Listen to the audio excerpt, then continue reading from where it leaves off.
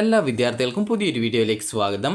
ഈ വർഷത്തെ പോളിടെക്നിക് കോളേജിലേക്കുള്ള അഡ്മിഷനുമായി ബന്ധപ്പെട്ട് വിദ്യാർത്ഥികൾ ചോദിക്കുന്ന പ്രധാനപ്പെട്ട സംശയമാണ് വിദ്യാർത്ഥികൾ പെർമനൻറ്റ് അഡ്മിഷൻ എടുക്കണോ അല്ലെങ്കിൽ കോളേജിൽ പോയിട്ട് ടെമ്പററി അഡ്മിഷൻ എടുക്കണോ, അല്ലെങ്കിൽ ടെമ്പററി അഡ്മിഷൻ എടുക്കുകയാണെങ്കിൽ തന്നെ നിങ്ങൾക്ക് അടുത്ത അലോട്ട്മെൻറ്റിൽ ഇഷ്ടമില്ലാത്ത കോളേജാണ് ആണെങ്കിൽ എന്ത് ചെയ്യും. അതുപോലെ ഈ ഒരു അഡ്മിഷനുമായി ബന്ധപ്പെട്ട് വിദ്യാർത്ഥികൾ നിരവധി സംശയങ്ങൾ ചോദിക്കുന്നുണ്ട്. ആ ഒരു സംശയങ്ങൾക്കെല്ലാമുള്ള ഉത്തരങ്ങൾ ഈ ഒരു വീഡിയോയുടെ നിങ്ങൾക്ക് മനസ്സിലാക്കാൻ സാധിക്കുന്നതാണ്. അതുപോലെ തന്നെ അഡ്മിഷനായിട്ട് എത്ര രൂപയാണ് ഫീസ് വരിക എന്നുള്ള ഡീറ്റെയിൽസും നിങ്ങൾക്ക് ഇതുവഴി മനസ്സിലാക്കാൻ സാധിക്കുന്നതാണ്. അപ്പോൾ വിദ്യാർത്ഥികൾക്ക് 3 തരത്തിലാണ് ഈ ഒരു അഡ്മിഷൻ രീതി എന്ന് പറയുന്നത്. അതായത് ഇതുവരെ അലോട്ട്മെൻറ്റ് കിട്ടാത്ത വിദ്യാർത്ഥികൾ അടുത്ത സെക്കൻഡ് അലോട്ട്മെൻറ്റിനായിട്ട് വെയിറ്റ് ചെയ്യുക. സെക്കൻഡ് അലോട്ട്മെൻറ്റ് വരുന്നത് ഈ ഒരു ജൂലൈ 10-ാം തീയതിയാണ്. അതുപോലെ തന്നെ ഇതുവരെ അലോട്ട്മെൻറ്റ് ലഭിച്ച വിദ്യാർത്ഥികൾ ആണെങ്കിൽ പ്രത്യേകം വിദ്യാർത്ഥികൾ ചെയ്യേണ്ട പ്രധാനപ്പെട്ട കാര്യം എന്ന് പറയുന്നത്, വിദ്യാർത്ഥികൾക്ക് അലോട്ട്മെൻറ്റ് ലഭിച്ചിട്ടുണ്ടെങ്കിൽ നിങ്ങൾക്ക് ഇപ്പോൾ ലഭിച്ച ഓപ്ഷനിൽ തൃപ്തരാണെങ്കിൽ നിങ്ങൾക്ക് പോയിട്ട് പെർമനൻറ്റ് അഡ്മിഷൻ എടുക്കാം. അതുപോലെ തന്നെ ഒന്നാമത്തെ ഓപ്ഷനാണ് അലോട്ട്മെൻറ്റ് കിട്ടിയതെങ്കിലും നിങ്ങൾക്ക് പെർമനൻറ്റ് അഡ്മിഷനാണ് എടുക്കേണ്ടത്. ഒന്നാമത്തെ ഓപ്ഷൻ കിട്ടിയതാണെങ്കിൽ പെർമനൻറ്റ് അഡ്മിഷൻ എടുക്കുക. അതുപോലെ മറ്റു ഓപ്ഷനിലേക്കാണ് അലോട്ട്മെൻറ്റ് കിട്ടിയത്, ആ ഒരു ഓപ്ഷൻ നിങ്ങൾ സാറ്റിസ്ഫൈഡ് ആണെങ്കിൽ ആ ഒരു രീതിയിൽ നിങ്ങൾക്ക് ഉദാഹരണത്തിന് രണ്ടാമത്തെയോ മൂന്നാമത്തെയോ ഒക്കെയാണ് ഓപ്ഷൻ കിട്ടിയത്, അങ്ങനെയെങ്കിൽ നിങ്ങൾക്ക് താല്പര്യമാണെങ്കിൽ അവിടെ പോയിട്ട് അഡ്മിഷൻ നേടാവുന്നതാണ്.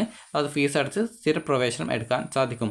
ഇനി അടുത്തതായിട്ടുള്ളത് നിങ്ങൾക്ക് ടെമ്പററി അഡ്മിഷനാണ്. ടെമ്പററി എന്നതുകൊണ്ട് ഉദ്ദേശിക്കുന്നത് നിങ്ങളുടെ വീടിനടുത്തുള്ള തൊട്ടടുത്തുള്ള ഏതെങ്കിലും IHRD അല്ലെങ്കിൽ CAP അല്ലെങ്കിൽ പ്രൈവറ്റ് അല്ലെങ്കിൽ എയ്ഡഡ് ആയിട്ടുള്ള ഈ ഒരു പോളിടെക്നിക് കോളേജ് ഉണ്ടാവും. അപ്പോൾ ആ ഒരു പോളിടെക്നിക് കോളേജിൽ നിങ്ങൾ അപേക്ഷ നൽകുന്ന സമയത്ത് നൽകിയിട്ടുള്ള എല്ലാ ഡോക്യുമെൻസിൻ്റെയും ഒറിജിനൽ ഡോക്യുമെൻസുമായിട്ട് പോയിട്ട്, അതുപോലെ TC, കോൺടാക്റ്റ് സർട്ടിഫിക്കറ്റ് എന്നിവയുമായിട്ട് പോയിട്ട്, അതായത് TC എന്ന് പറയുന്നത് നിങ്ങൾ അവസാനമായിട്ട് പഠിച്ച ഇൻസ്റ്റിറ്റ്യൂട്ടിൽ നിന്ന് ലഭിക്കുന്നത്, അതായത് അവസാനമായിട്ട് പഠിച്ച സ്കൂളിൽ നിന്നും തരുന്ന TCയും അതുപോലെ സ്വഭാവ സർട്ടിഫിക്കറ്റുമാണ് വേണ്ടത്.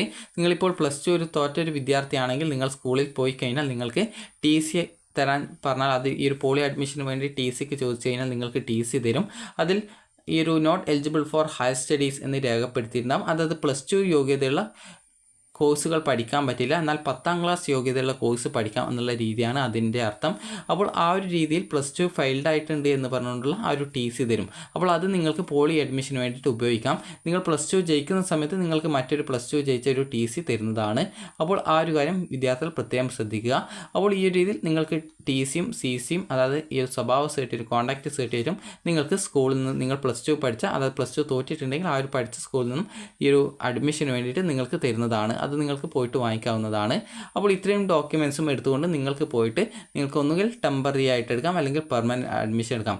ടെമ്പററി എന്ന് പറയുന്നത് ഈ ഒരു പറഞ്ഞ ഡോക്യുമെൻസൊക്കെ എടുത്തിട്ട് നിങ്ങൾ പോയിട്ട് നിങ്ങൾക്ക് ആ ഒരു കോളേജിൽ അതായത് നിങ്ങളുടെ തൊട്ടടുത്തുള്ള ഏതെങ്കിലും പോളിടെക്നിക്കൽ കോളേജിൽ പോയാൽ മതി. അപ്പോൾ അവിടെ പോയിട്ട് നിങ്ങൾ ഈ ഒരു അലോട്ട്മെൻറ്റ് കിട്ടിയിട്ടുണ്ട്, നിങ്ങൾ അവിടെ ടെമ്പററി ആയിട്ട് അതായത് രജിസ്റ്റർ ചെയ്യാനായിട്ട് റിപ്പോർട്ട് ചെയ്യാനായിട്ട് വന്നതാണെന്ന് പറഞ്ഞാൽ അവർ അവരുടെ സോഫ്റ്റ്വെയർ വഴി നിങ്ങളുടെ ആ ഒരു ഡോക്യുമെൻസൊക്കെ കറക്റ്റായിട്ട് പരിശോധിച്ച് വെരിഫൈ ചെയ്ത് നിങ്ങളുടെ ആ ഒരു അഡ്മിഷൻ അവിടെ ടെമ്പററി ആയിട്ട് അതായത് രജിസ്റ്റർ ചെയ്യുന്നതായിരിക്കും. അപ്പോൾ അങ്ങനെ രജിസ്റ്റർ ചെയ്ത് കഴിഞ്ഞാൽ നിങ്ങളുടെ ആ ഒരു സീറ്റ് നിങ്ങൾക്കായിട്ട് അവിടെ ഉറപ്പായി എന്നുള്ളത് മനസ്സിലാക്കാം. ഇനി വിദ്യാർത്ഥികൾക്ക് ഈ ഒരു അടുത്തതായിട്ടുള്ളത്, അതിനുശേഷം നിങ്ങൾക്ക് സെക്കൻഡ് അലോട്ട്മെൻറ്റ് എവിടെയെങ്കിലും കിട്ടിയിട്ടില്ല എങ്കിൽ കൂടി, അതായത് ഒരു ഉദാഹരണത്തിന് നിങ്ങൾക്ക് ഇപ്പോൾ 5ാമത്തെ ഓപ്ഷനാണ് കിട്ടിയത്, അവിടെ നിങ്ങൾക്ക് താല്പര്യമുണ്ട് എന്നാൽ നിങ്ങൾ ഹയർ ഓപ്ഷനിലേക്ക് നോക്കുന്നുമുണ്ട്. അപ്പോൾ അങ്ങനെയെങ്കിൽ നിങ്ങൾക്ക് ആദ്യം നിങ്ങൾ അവിടെ ടെമ്പററി ആയിട്ട് അതായത് രജിസ്റ്റർ ചെയ്തു പോയിട്ട് താൽക്കാലികമായിട്ട് നിങ്ങളുടെ ആ സർട്ടിഫിക്കറ്റൊക്കെ നിങ്ങൾക്ക് തിരിച്ചു തരും. ഫീസൊന്നും ഈ ഒരു ടെമ്പററി അഡ്മിഷന് കൊടുക്കേണ്ടതില്ല. അപ്പോൾ നിങ്ങൾക്ക് ആ ഒരു രീതിയിൽ നിങ്ങൾ ഇപ്പോൾ ലഭിച്ച ഓപ്ഷൻ സാറ്റിസ്ഫൈഡ് ആണെങ്കിൽ നിങ്ങൾ അവിടെ പോയിട്ട് ടെമ്പററി അഡ്മിഷൻ എടുത്തിട്ടുണ്ട്. ഇനി ഹയർ ഓപ്ഷൻ കിട്ടുകയാണെങ്കിൽ മാറാം എന്നുള്ളൊരു ചിന്തയും നിങ്ങൾക്കുണ്ട്. അപ്പോൾ അതുകൊണ്ടാണ് ഈ രീതിയിൽ ഇങ്ങനെ എടുക്കുന്നത്. അപ്പോൾ ഇങ്ങനെ എടുത്ത ശേഷം നിങ്ങൾക്ക് അടുത്ത സെക്കൻഡ് അലോട്ട്മെൻറ്റിൽ മറ്റൊരു കോളേജ് കിട്ടുകയാണെങ്കിൽ അവിടെ പോയിട്ട് പെർമനൻറ്റ് അഡ്മിഷൻ എടുക്കേണ്ടതാണ്. കാരണം ആ ഒരു പെർമനൻറ്റ് അഡ്മിഷൻ എടുത്തിട്ടില്ലെങ്കിൽ അലോട്ട്മെൻറ്റ് പ്രോസസ്സിൽ നിന്ന് പുറത്താക്കും അടുത്ത സെക്കൻഡ് അലോട്ട്മെൻറ്റിൽ. അതുപോലെ സെക്കൻഡ് അലോട്ട്മെൻറ്റിൽ നിങ്ങൾക്ക് മറ്റൊരു ഓപ്ഷനൊന്നും കിട്ടിയിട്ടില്ല, ഇപ്പോൾ നിലവിൽ ലഭിച്ച ഓപ്ഷൻ തന്നെയാണ്, നോ ചേഞ്ച് ആണുള്ളത്. അങ്ങനെയെങ്കിൽ നിങ്ങൾക്ക് നിലവിൽ അഡ്മിഷൻ ഉള്ള ആ ഒരു കോളേജിൽ പോയിട്ട് നിങ്ങൾ പെർമനൻറ്റ് അഡ്മിഷൻ എടുക്കേണ്ടതായിട്ട് വരുന്നതാണ്. ഇനി മൂന്നാമതായിട്ടുള്ള രീതി എന്ന് പറയുന്നത്, ഇപ്പോൾ ലഭിച്ച ഓപ്ഷൻ നിങ്ങൾക്ക് തൃപ്തരല്ല, അവിടെ നിങ്ങൾക്ക് അഡ്മിഷൻ കിട്ടിയാൽ നിങ്ങൾക്ക് പോവേണ്ട എന്നാണ്. അത് നിങ്ങൾക്ക് ഇഷ്ടമില്ലാത്ത ആ ഒരു കോളേജോ അല്ലെങ്കിൽ കോഴ്സോ ഒക്കെ ആയിരിക്കാം. അപ്പോൾ നിങ്ങൾക്ക് ഇപ്പോൾ ലഭിച്ചിട്ടുള്ള ഓപ്ഷൻ നിങ്ങൾക്ക് ഒന്നാമത്തേതൊഴികെ മറ്റേതെങ്കിലും ഒരു ഓപ്ഷനാണെന്ന് കരുതുക. ഒരു ഉദാഹരണത്തിന് 5ാമത്തെ ഓപ്ഷനാണ്, അവിടെ നിങ്ങൾക്ക് താല്പര്യമില്ല എന്ന് കരുതുക. അങ്ങനെയെങ്കിൽ നിങ്ങൾ അവിടെ പ്രത്യേകിച്ചൊന്നും ചെയ്യേണ്ടതില്ല. നിങ്ങൾ പോയിട്ട് ടെമ്പററി ആയിട്ടോ അല്ലെങ്കിൽ പെർമനൻ്റ് ആയിട്ടോ ഒന്നും അഡ്മിഷൻ എടുക്കേണ്ട യാതൊരു ആവശ്യമില്ല. നിങ്ങൾ ചെയ്യേണ്ടത് അടുത്ത അലോട്ട്മെൻറ്റായിട്ട് വെയിറ്റ് ചെയ്യുക. അങ്ങനെയെങ്കിൽ സംഭവിക്കുന്നത് ഇപ്പോൾ ലഭിച്ച ആ ഒരു സീറ്റ് പോവുകയും പിന്നീട് നിങ്ങൾക്ക് ഇപ്പോൾ ലഭിച്ച ഓപ്ഷൻ്റെ മുകളിലുള്ള മറ്റു ഓപ്ഷനുകളെ അടുത്ത അലോട്ട്മെൻറ്റിലേക്ക് പരിഗണിക്കുകയും ചെയ്യുന്നതാണ്. അപ്പോൾ നിലവിൽ ലഭിച്ച ആ ഒരു ഓപ്ഷൻ പോവും എന്ന് മാത്രമേ ഉള്ളൂ, വേറെ പ്രത്യേകിച്ച് ഒരു പ്രോബ്ലവും ഇല്ല. അതുകൊണ്ട് തന്നെ നിങ്ങൾക്ക് ഇഷ്ടമില്ലാത്ത കോളേജാണ് കിട്ടുന്നതെങ്കിൽ, നിങ്ങൾക്ക് അഡ്മിഷൻ എടുക്കാൻ താല്പര്യം ഇല്ല എങ്കിൽ, ആ ഒരു കോഴ്സ് പഠിക്കാൻ താല്പര്യമില്ല എങ്കിൽ നിങ്ങൾ പോവേണ്ടതില്ല. പോവാതിരുന്നാൽ ആ ഒരു സീറ്റ് നഷ്ടപ്പെടും എന്ന് മാത്രമേ ഉള്ളൂ. അടുത്ത സെക്കൻഡ് അലോട്ട്മെൻറ്റിൽ മറ്റൊരു കോളേജ് കിട്ടുകയാണെങ്കിൽ അല്ലെങ്കിൽ മറ്റൊരു കോഴ്സിലേക്ക് നിങ്ങൾക്ക് കിട്ടുകയാണെങ്കിൽ നിങ്ങൾക്ക് ആ ഒരു പുതിയ കോഴ്സിലേക്ക് മാറാവുന്നതാണ്. ഇനി വിദ്യാർത്ഥികൾ ചോദിച്ച പ്രധാനപ്പെട്ട സംശയമാണ് ഈ ഒരു ടെമ്പററി അഡ്മിഷൻ എടുക്കാൻ പോകുന്ന സമയത്ത്, അതായത് നിങ്ങൾക്ക് ഒരു ഉദാഹരണത്തിന് ഈ അടുത്ത സെക്കൻഡ് അലോട്ട്മെൻറ്റിൽ മറ്റൊരു കോളേജ് കിട്ടിയിട്ടില്ല, മറ്റൊരു ഓപ്ഷൻ കിട്ടിയിട്ടില്ലെങ്കിൽ എന്ത് ചെയ്യുമെന്നുള്ളത്. മറ്റൊരു ഓപ്ഷൻ കിട്ടിയിട്ടില്ലെങ്കിൽ വിദ്യാർത്ഥികൾ നിലവിൽ അഡ്മിഷൻ നേടുന്ന ആ ഒരു പോളിടെക്നിക് കോളേജിൽ പോയിട്ട് പെർമനൻറ്റ് അഡ്മിഷൻ എടുക്കേണ്ടതായിട്ട് വരുന്നതായിരിക്കും. അക്കാര്യം വിദ്യാർത്ഥികൾ പ്രത്യേകം ശ്രദ്ധിക്കേണ്ടതാണ്. ഇനി വിദ്യാർത്ഥികൾക്ക് ഒരു ഉദാഹരണത്തിന് ഫസ്റ്റ് ഓപ്ഷനാണ് കിട്ടിയത്. അപ്പോൾ അങ്ങനെ ഫസ്റ്റ് ഓപ്ഷൻ കിട്ടിയ ഒരു വിദ്യാർത്ഥി നിർബന്ധമായിട്ടും പെർമനൻറ്റ് അഡ്മിഷൻ എടുക്കണം. അതുപോലെ ആ ഒരു വിദ്യാർത്ഥി പിന്നീട് എന്ത് ചെയ്യും, ഈ ഒരു കോളേജ് മാറാൻ എന്നുള്ളതാണ്. അപ്പോൾ നോഡൽ പോളിടെക്നിക് കോളേജിൽ വെച്ചിട്ട് സെക്കൻഡ് അലോട്ട്മെൻറ്റിന് ശേഷം പിന്നീട് ഈ ഒരു അതായത് 22-ാം തീയതി മുതൽ 26-ാം തീയതി വരെ ഈ ഒരു അതായത് സ്പോട്ട് അഡ്മിഷൻ നടക്കുന്നുണ്ട്. അപ്പോൾ ആ ഒരു സ്പോട്ട് അഡ്മിഷനിൽ നിങ്ങൾ പങ്കെടുക്കുക. അതിനായിട്ട് രജിസ്ട്രേഷൻ ഉണ്ടാവും. അപ്പോൾ ആ ഒരു സമയത്ത് നിങ്ങൾ വെബ്സൈറ്റ് വഴി രജിസ്ട്രേഷൻ ചെയ്ത് ആ ഒരു അലോട്ട്മെൻറ്റിൽ പങ്കെടുത്ത് നിങ്ങൾക്ക് മറ്റൊരു കോളേജിലേക്ക് മാറുന്നതിനുള്ള അവസരം കിട്ടുന്നതാണ്. അതുപോലെ വിദ്യാർത്ഥികൾ ചോദിക്കുന്ന മറ്റൊരു സംശയമാണ്, നിങ്ങൾ നിലവിൽ അലോട്ട്മെൻറ്റ് ലഭിച്ച ആ ഒരു കോളേജിൽ നിങ്ങൾക്ക് സെൽഫ് ഫിനാൻസ് കോളേജാണ് കിട്ടിയത്, അങ്ങനെയെങ്കിൽ നിങ്ങൾ എത്ര രൂപ ഫീസ് അടക്കണം എന്നുള്ളത്. അപ്പോൾ ആ ഒരു ഫീസ് അടക്കേണ്ട കാര്യം നിങ്ങൾക്ക് കറക്റ്റായിട്ട് പറഞ്ഞു തരാം. അതിനു മുമ്പായിട്ട് നിങ്ങൾ ചോദിച്ച കാര്യമായിരുന്നു ഫീസ് നിങ്ങൾക്ക് മറ്റൊരു അതായത് LBS വഴി മറ്റൊരു നഴ്സിങ്ങിനോ മറ്റോ അലോട്ട്മെൻറ്റ് കിട്ടുകയാണ്, അല്ലെങ്കിൽ ITIയിലേക്ക് ആണ് നിങ്ങൾക്ക് താല്പര്യം. അങ്ങനെ ITIയിലേക്ക് കിട്ടുന്ന സമയത്ത് നിങ്ങൾ ഈ ഒരു കോളേജിൽ അടച്ച ഫീസ് തിരിച്ച് കിട്ടുമോ എന്നുള്ളത്, കോളേജിൽ അടച്ച ഫീസ് തിരിച്ച് കിട്ടുമോ എന്നുള്ള കാര്യം നിങ്ങൾ കറക്റ്റായിട്ട് കോളേജിൽ അഡ്മിഷൻ സമയത്ത്, അതായത് പെർമനൻറ്റ് അഡ്മിഷനാണ് എടുക്കുന്നതെങ്കിൽ കോളേജിൽ കറക്റ്റായിട്ട് അന്വേഷിക്കേണ്ടതാണ്.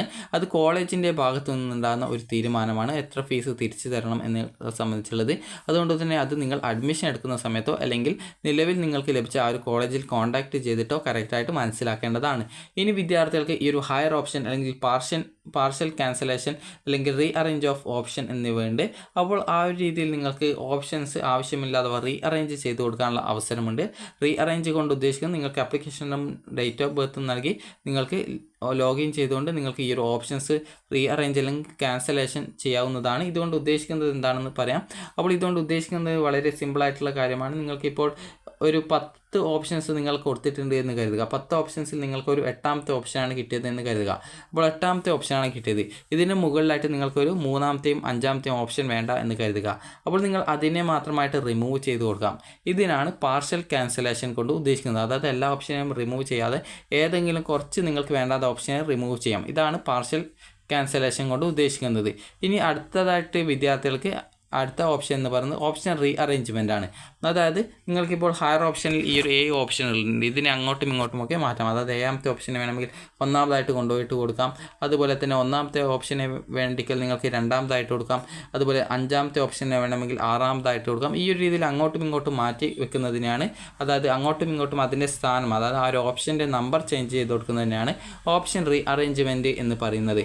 അപ്പോൾ ഈ ഒരു കാര്യങ്ങളൊക്കെ നൽകി നിങ്ങൾ സബ്മിറ്റ് ചെയ്യുന്ന സമയത്ത് പ്രത്യേകം ശ്രദ്ധിക്കേണ്ടത്, നിങ്ങൾ ഒരു തവണ ഡിലീറ്റ് ചെയ്ത് കഴിഞ്ഞാൽ പിന്നീട് അതിനെ വീണ്ടും പുനഃസ്ഥാപിച്ച് നൽകുന്നതിനായിട്ട് സാധിക്കുന്നതല്ല.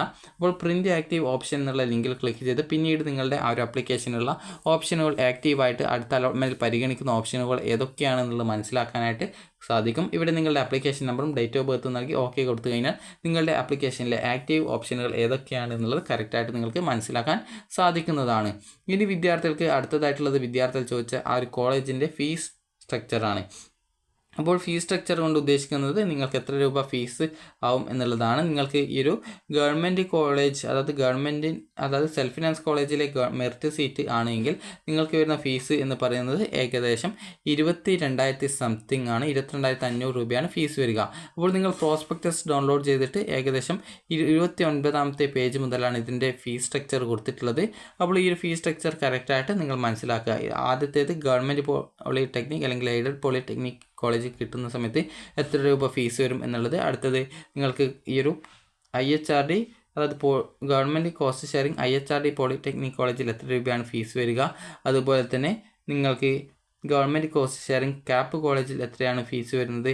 അതുപോലെ തന്നെ നിങ്ങൾക്ക് ഈ ഒരു ഫീ അതായത് government seat and management seat, അതായത് സെൽഫ് ഫിനാൻസ് കോളേജിലെ ഗവൺമെൻറ്റിലും അല്ലെങ്കിൽ മാനേജ്മെൻറ്റ് സീറ്റിൽ കിട്ടിയാൽ എത്ര രൂപയാണ് ഫീസ് വരിക എന്നിങ്ങനെയുള്ള ഡീറ്റെയിൽസാണ് ഇതിൽ നൽകിയിട്ടുള്ളത്. അപ്പോൾ നിങ്ങൾക്ക് ഈ ഒരു ഫീ കൺസെഷനുള്ള വിദ്യാർത്ഥികളാണെങ്കിൽ ഇൻകം സർട്ടിഫിക്കറ്റ് കൂടി കൊണ്ടുപോകേണ്ടതാണ് അഡ്മിഷൻ സമയത്ത്. അപ്പോൾ നിങ്ങൾക്ക് ഈ ഒരു ഗവൺമെൻറ് സീറ്റിലാണ് കിട്ടുന്നതെങ്കിൽ 22,500 രൂപയാണ് സെൽഫ് ഫിനാൻസ് കോളേജിൽ വരുന്നത്.